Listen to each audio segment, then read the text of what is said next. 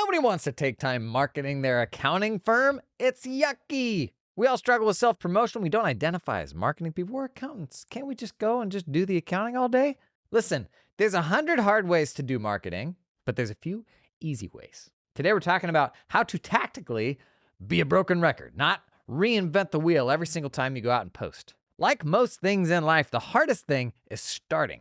And I'm going to show you how, if you can get over the hump, the ongoing creation of really valuable stuff for the audience actually gets easier the more that you do it. Going to give you some really practical examples, and then we're going to do an AI experiment that I'm actually very excited for. I think it's fascinating. Come on in, check it out. Let's dig in.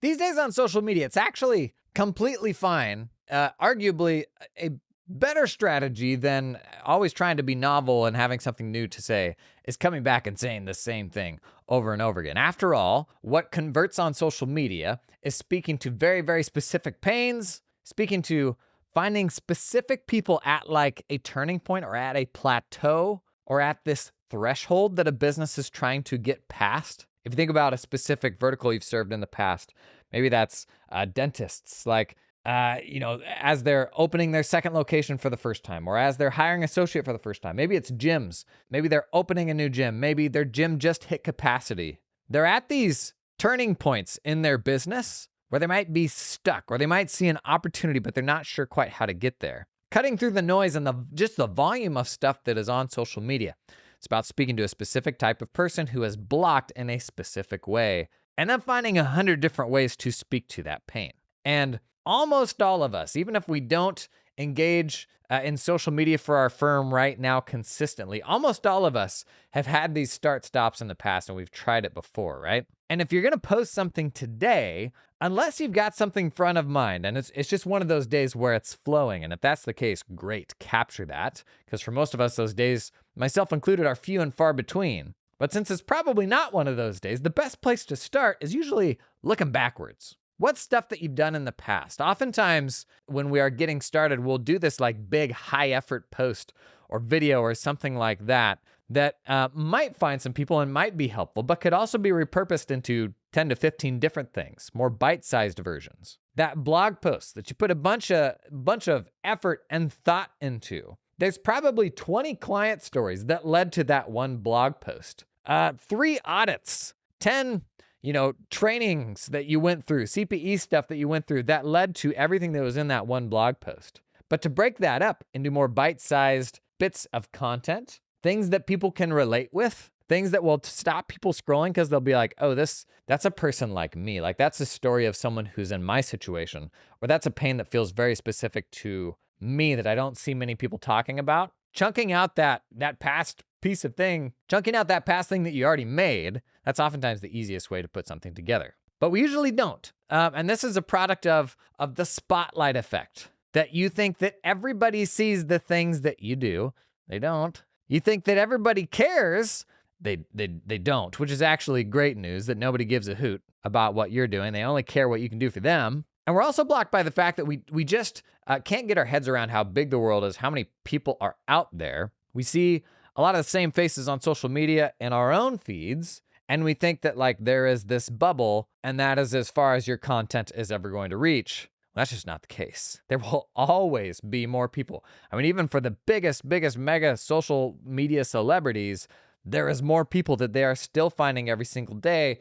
And so for you, like, no, you haven't plateaued. There are more people out there. So 3 things to keep in mind. Number 1, understand that most people will not see what you post, even if they follow you. If you post something, I don't know how to put a percentage on it. There's a huge percentage chance that if you're thinking of a specific follower, they will never see that post for any one of a number of reasons. One, like a big one, social media posts are ephemeral. If they don't even log in a couple of days, which the normal social media consumer, while a lot of us are on there every single day, there's probably just as many that are in there, I don't know, a couple days a week. So there's a good chance that they're just not even online when that thing's coming through. Some platforms like LinkedIn have a much longer duration where they will surface stuff that's like a week or even 2 weeks old, but that's usually only the highest performing stuff. So most people that follow you will not see the stuff that you post. Algorithms increasingly are interest graphs. They are serving up content based on what you signal you are interested in rather than being social graphs, serving up content based on who you follow. So followers these days have never been less valuable than they are today. That's why it's ultimately really important to transition those people to an owned audience, like an email list. It is an unbelievable power in this day and age to hit a button and send an email to a bunch of people. If you think about how off-the-wall algorithms are these days and how they're constantly changing, Twitter is just really, really hard to build anything on right now. LinkedIn, who knows? LinkedIn right now, unfortunately, is probably the best place to be, but that could change. But algorithms increasingly, it's kind of the TikTokification of every algorithm. They are driving content based on interests, not based on who you follow. So even if somebody does follow you, their algorithm, and Twitter's a great example of this, is filled with all sorts of stuff that you absolutely did not opt into. So 1, remember that most people won't see what you post. 2, remember that everyone forgets what you said pretty much as soon as you said it. Super fans are going to be the exception. So there's a group of people that tune into this podcast every single day. Bless your hearts. It's just part of the routine. It's kind of habitual. That's actually why I, in the beginning, made the podcast daily. Is there's something very unique about a daily habit that's different from a weekly habit or anything else like that. And the folks that you have that level of a relationship with, those are different. Because for every one of you who tune into this show every single day, there is 10,000, 50,000 people who online know who I am and read a thing here or there. But that's the vast majority of people.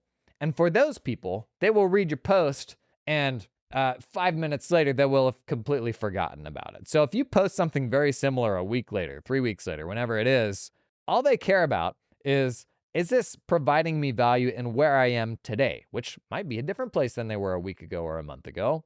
People aren't like sitting there going, I think they posted something like this before. Like, nobody cares. I'm saying all these things from a place of compassion, because they are all my own blockers as well. Third thing, because every post will find new people. And that's ultimately the goal with a post. A very common mistake in social media, and this is, I will say, social media if you are trying to do it to build your business strategically, not social media to connect with friends and all that sort of thing. This is more like if I'm trying to get the maximum ROI out of investing time in social media. Big mistake people make is making a post and being like, I know I've said this thing before, or sorry if I sound like a broken record. First off, don't flatter yourself. Nobody has, and if they did, they don't remember. Second, you're ensuring that no new people will read it by doing that, because as soon as you put up a prerequisite to something making sense, everybody's going to be like, see you later.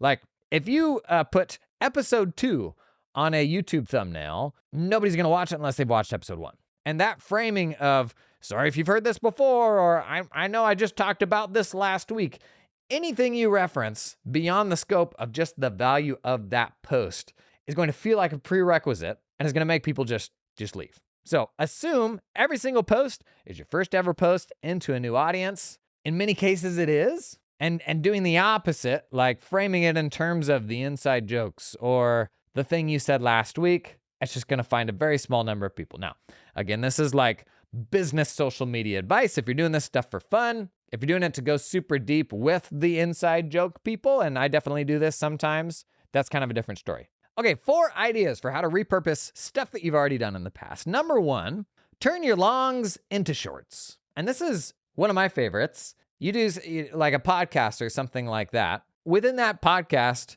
or within that webinar, or within that Loom that you recorded, could have even been an advisory call with a client. There are all sorts of ups and downs, and you're covering all sorts of different things that could each be their own little bite-sized bits of content. And you have an abundance of valuable things up in your noggin if you are advising clients every single day. You have so much that you can readily share that will help people on social media. It's just not in that right format yet. And sitting down and writing for an algorithm, we know how to like respond to clients over email, that sort of thing. Sitting down and writing, that's one of those things that is hard to start. Like, that's just hard to get that motor running, get that part of your brain working. So the easier version of this oftentimes is going back to something that you've already done. Because as you go through those talk tracks, you kind of have a flow because you've probably done a version of that talk track a bunch of times. You know how you kind of fall into those sort of common channels in a client conversation where you're sort of following the same path that you do anytime you're discussing that topic. You get into that like rut, not rut like in a negative context. You get into that flow, and that's something that you can do like until the end of time. It comes naturally to you because you've done it so many times. Going back to that old content sometimes can get your head into a place that makes it really easy to write about that thing that you know a bunch about because you've done the training, because you've seen the client stories, because you've seen the ways that it can go sideways and the upside of getting it right. Oftentimes that old stuff can be a helpful trigger to get you into that frame of mind to make something new that's about the same subject, but just to get those words to start flowing. Second way to repurpose stuff, use your social analytics. If you've posted anything in the past, platforms give you really good data about just what people will engage with, what got the most impressions. The signal, couple signals to look for. The big one, like the big daddy, is simply impressions. That's ultimately how many people that post was served up to. And algorithms will only serve that post up to people if other folks are engaging with it. That is, in some ways, the North Star. Like that is a good signal of, is this something that's finding people? But I will caveat that with the fact that the trap here can be, at the end of the day, in many ways, that is a vanity metric if you did bigger numbers, but ultimately didn't find any of the people who you can help and who would buy your services. I can make funny stuff that converts really, really well, but I can't build a business around funny stuff. I could make general accounting content or general tax content for entrepreneurs, for example, that will get way more traffic than any of my stuff that is for small firm owners, which is a very small audience. But that's ultimately not my business. Is there an entirely different business that could be there, like built there? Maybe, but that's not the business that I'm running. That's not the one that I'm even interested in. This episode is sponsored in part by LiveFlow. Big news, LiveFlow just raised a whole pile of money, a new Series A, and you better believe they're gonna pour that into making cool stuff. LiveFlow, easy way to connect your accounting ledgers to Excel, to Google Sheets, QBO, Xero. Liberate the data from the accounting ledger. But let me give you some backstory. Since they started in 2021, their mission has always been help businesses manage and understand their finances better. LiveFlow was born to help you automate manual work so you can serve more clients, scale your firm efficiently, and deliver high-value advisory services. In this way, everyone wins. We all win. Today, they support thousands of firms and businesses, but they are launching LiveFlow Next, a game-changing platform designed to help you and your team become high-growth financial advisory powerhouses.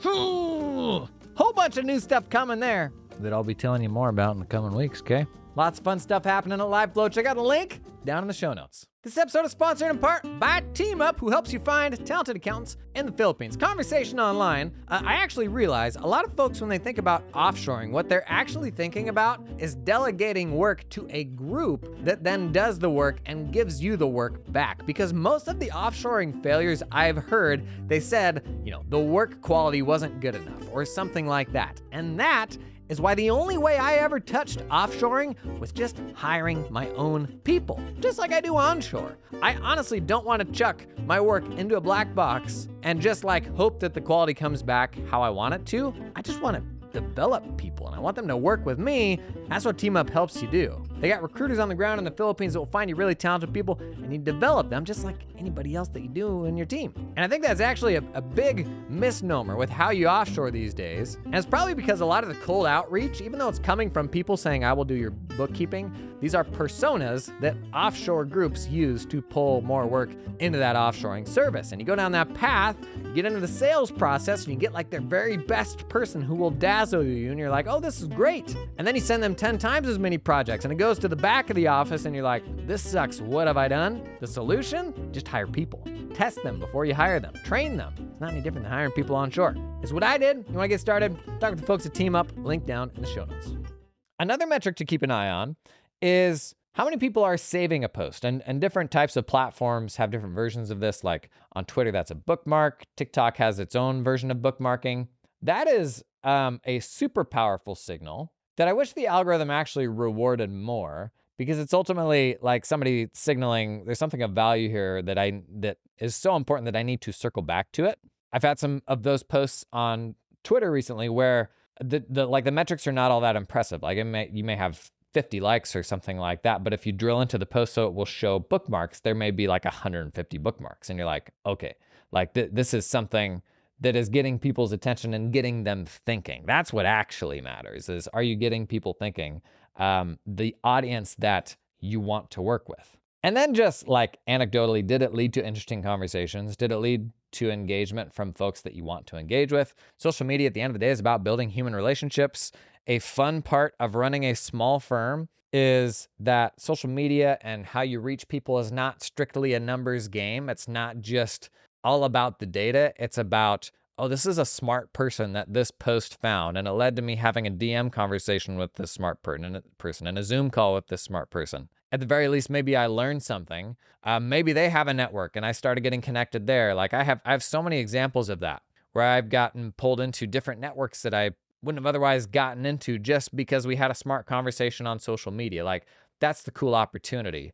But it's not what big brands do, where they're like, how do we tinker with every single word and maximize reach, like how Johnson & Johnson or Coca-Cola or Nike are approaching social media. That is a big impersonal numbers game. What I love about social media and running small firms is it doesn't take a huge amount of relationships to totally change your firm and to find that next 1.5x client. I think a lot of my content's actually coming down to like this whole concept of your next 1.5x client, where they'll pay you 1.5 again what anybody now is paying you for doing largely the same work, and just always looking for that next one and rebuilding your practice a client at a time. Anyways, small firm running, like that's what I actually really enjoy about social media, is you're building human relationships, actual connections, with the goal of finding that next 1.5x client, or connecting with the facilitator that could help you find those, like the consultant who's putting out content for the same audience that you do a partnership with, stuff like that.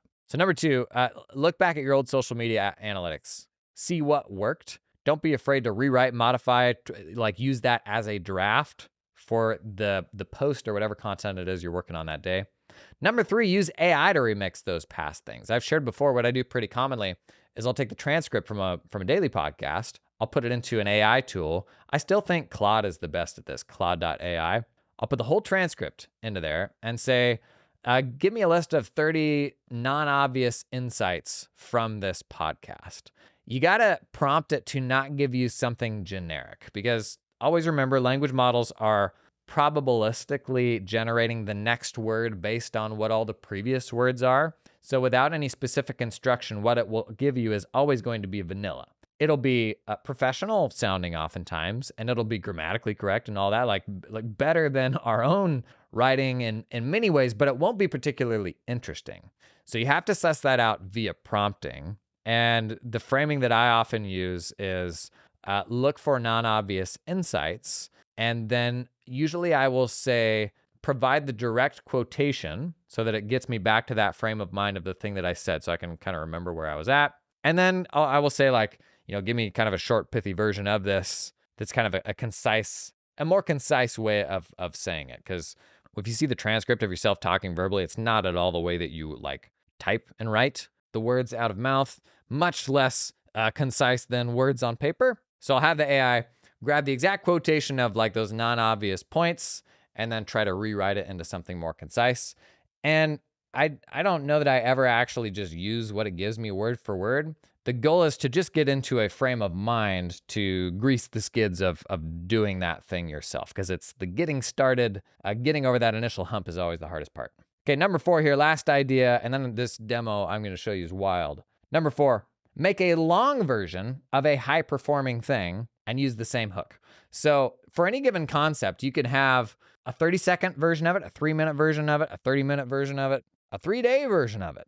And so if you have something that was shorter that did really well, don't ignore that signal. Like, don't hit that grand slam and then go home and then turn up and do something different the next day. Those grand slams are signals. And at the end of the day, the best way you can build a killer marketing machine for your accounting firm is to find that pain that is super painful that people will pay top dollar for you to solve for and just crank on that sucker until the end of time. And that may not sound fun or sexy, but that is how you transform your firm into like a lead generating, a money making machine.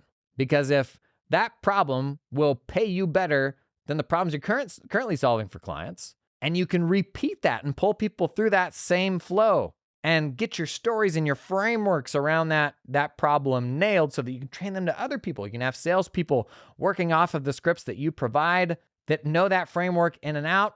Like that's how you ultimately, delegate the sales process, because you're truly making that turnkey. And then those people are coming in with the same problem. It's getting solved more or less in the same way. And because it's valuable, people will pay you top dollar for it. And you can plug people into that process, ensure a consistent result, rather than being completely reliant upon expertise and just walking into open-ended conversations with entrepreneurs that may be doing anything and expecting to be able to give them value.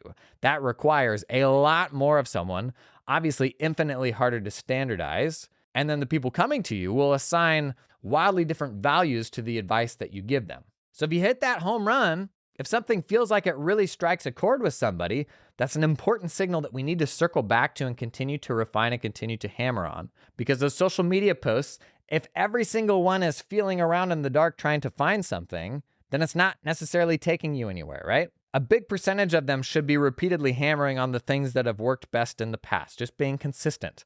Because on the other side of those posts, different people are turning up every single day.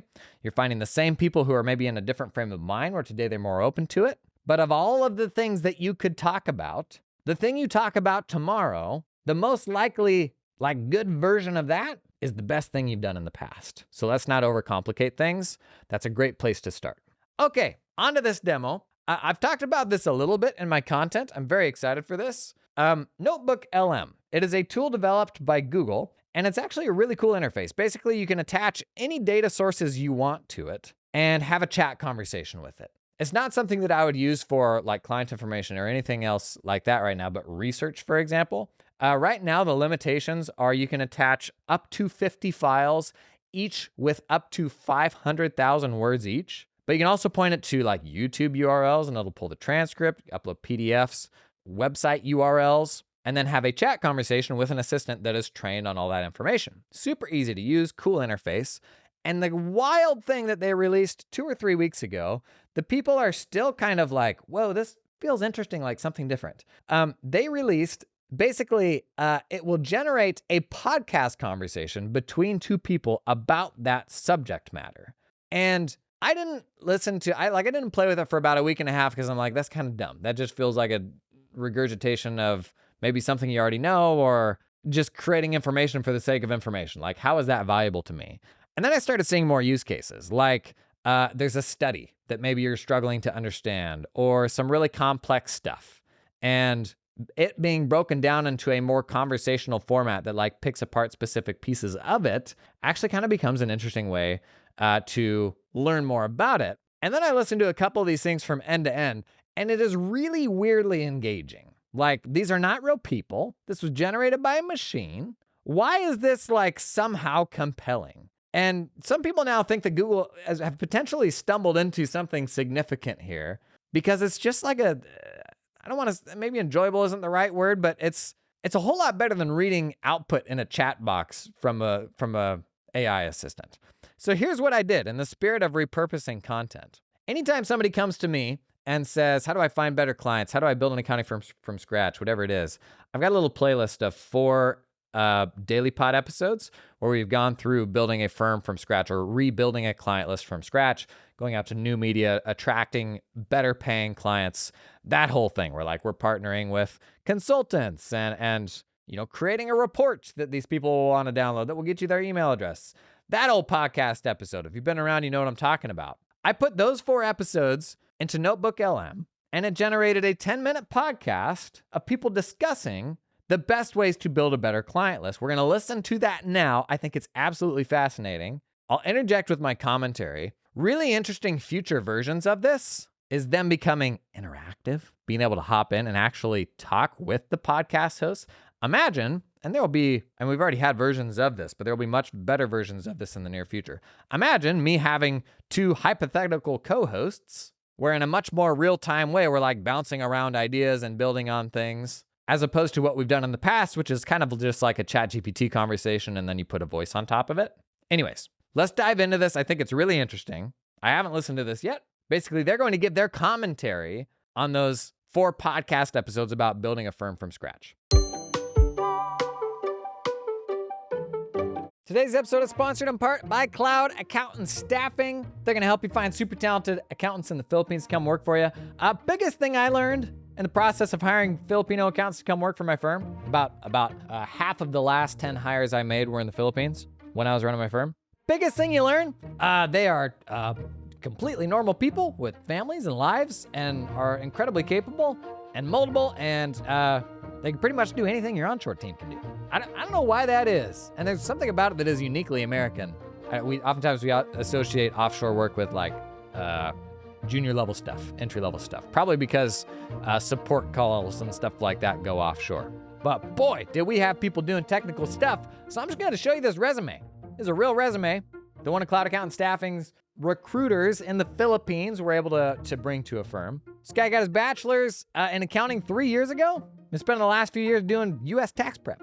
ProConnect Tax Online, you use that. RC Reports, Core V. What is this guy? Sponsored by Jason Daly. 1040, 1065, 1120S, 1120. Man, this is the sort of resume where if it came across your desk and it was an onshore person, you would be like, please come to my office, stat, and we will have talks. And there's a growing ecosystem of super talented folks in the Philippines because there's so many firms hiring over there now. Not just small firms. You've got, big four and regional. You've got tens of thousands of people in the Philippines that work for giant firms. But that is all feeding into there being an ecosystem of super talented accountants over there that are all going through the same things that onshore ones are. They want a better lifestyle. They want flexibility.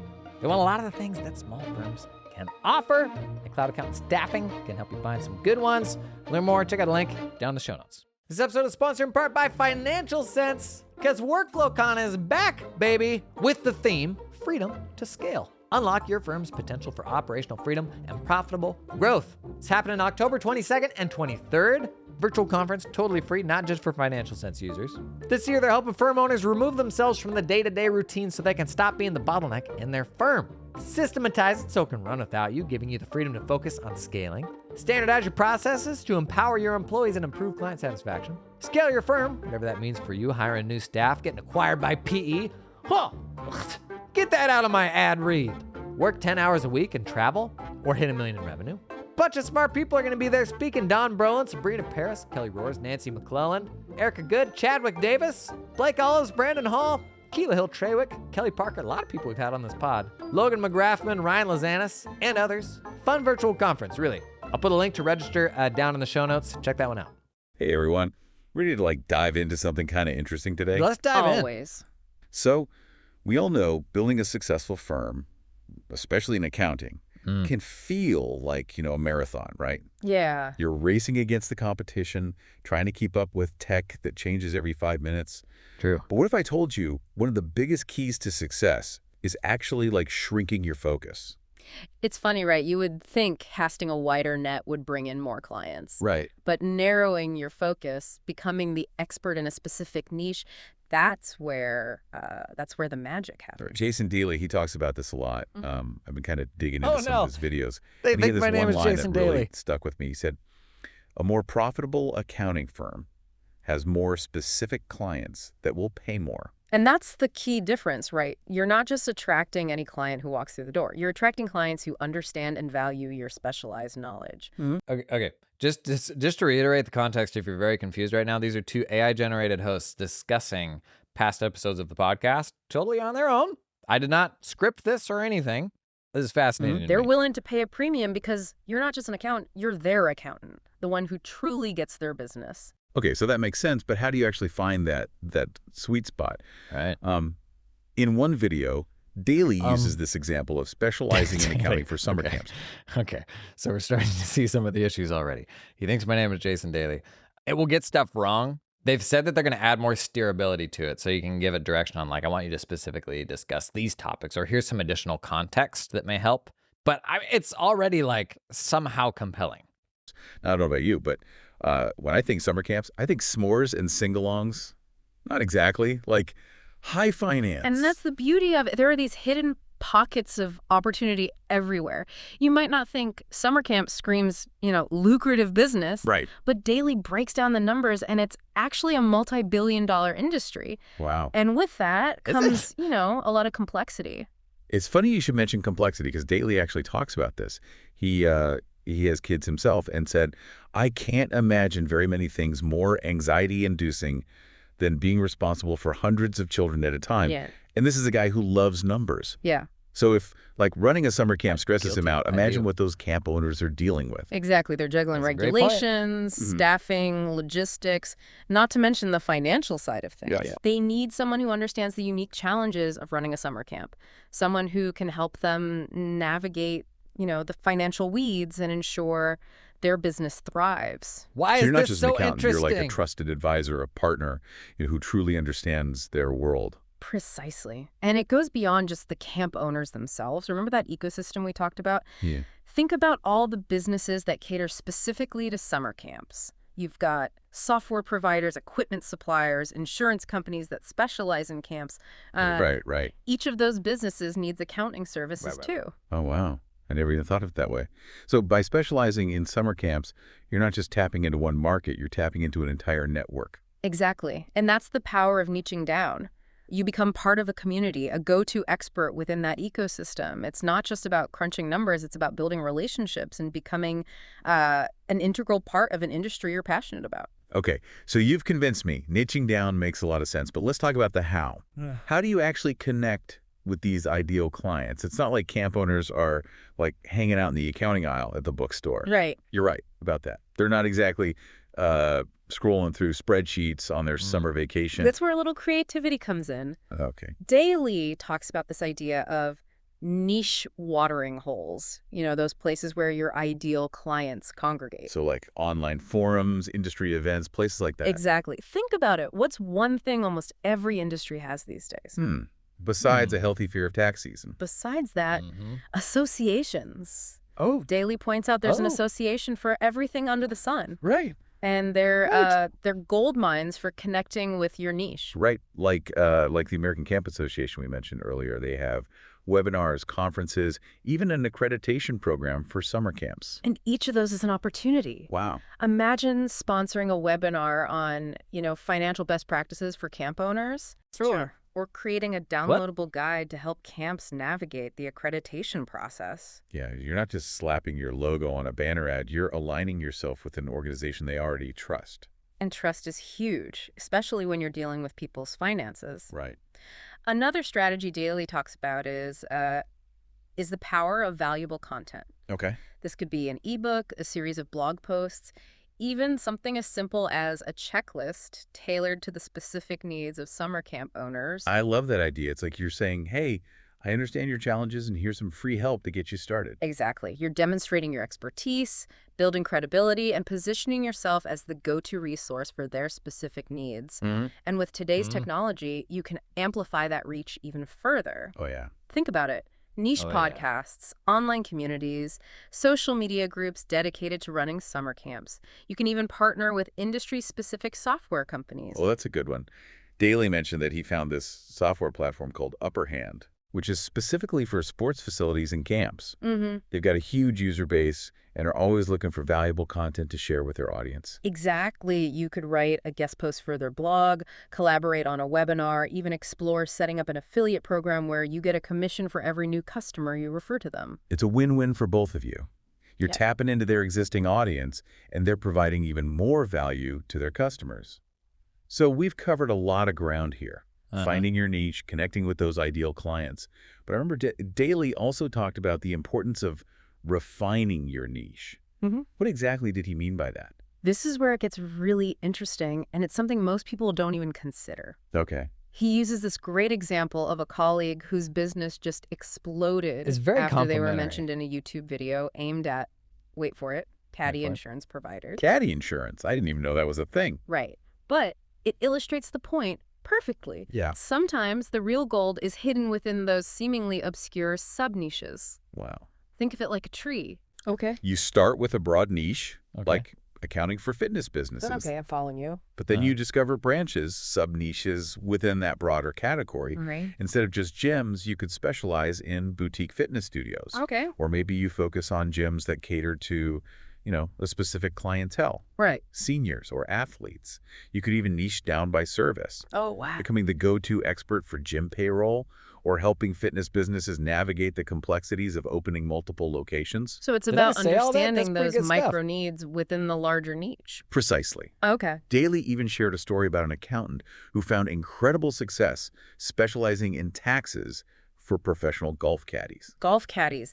It's amazing how these seemingly niche areas can be incredibly lucrative when you really dig in and become the expert.